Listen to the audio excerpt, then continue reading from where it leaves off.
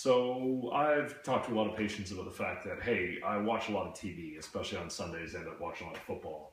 I grew up as a Raider fan because I like Bo Jackson a lot, and unfortunately I still root for the Raiders even though it's 41-10 to start the fourth quarter. So this is pretty painful to watch, and it's actually a huge waste of time. Why am I watching this game?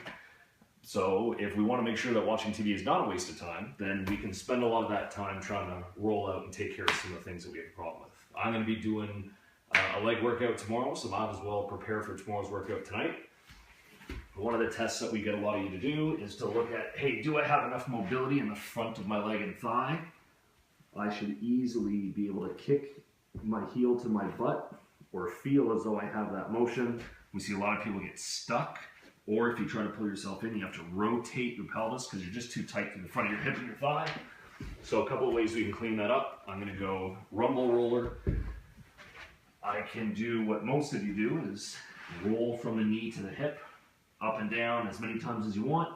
But we're gonna call this like level 2 rolling. We're gonna get up just below or just above my kneecap, and I'm gonna start to slowly roll side to side and make sure that I get every piece of the quad. You'll actually feel your quad kind of thump, thump, thump over the roller as you roll over the different heads of your quad.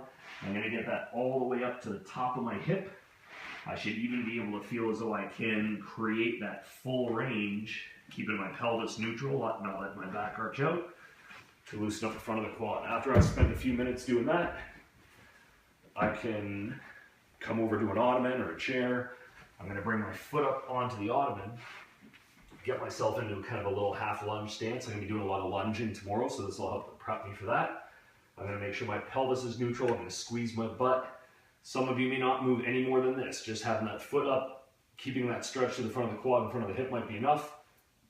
Over time, as we practice and work at it, I want to be able to get myself up, still with that neutral pelvis. I'm not letting my thigh stop and my spine go. I'm going to get everything moving around the knee, and I should be able to get to a point where my heel is at my butt.